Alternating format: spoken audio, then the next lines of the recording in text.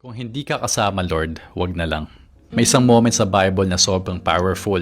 Sinabi ni Moses kay God, Lord, kung hindi mo kami sasamahan sa pupuntahan namin, wag na lang. Isipin mo yan, hindi niya sinabi, Lord, bigyan mo kami ng mas magandang lupa.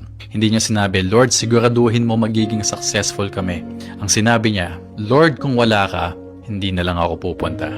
Because Moses understood something most people today don't. Minsan ang pinakadelikadong bagay sa buhay is not failure. It's success without God. Kung naabot mo yung pangarap mo pero nawala naman yung presence ni Lord sa buhay mo.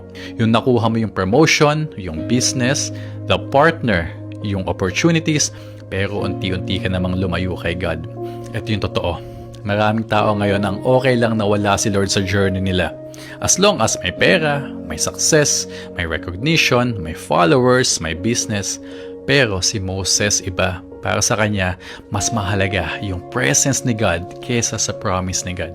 Kaya sinabi niya, Lord, kung hindi ka sasama, wag na lang. Sa'yo na lang. Maybe that's the prayer we need to hear today. Lord, kahit mabagal, kahit mahirap, kahit hindi perfect yung path, basta kasama ka, lalakad ako. Basta kasama ka, G ako dyan. Because at the end of the day, the safest place in the world is not the most successful place. It's the place where God is with you.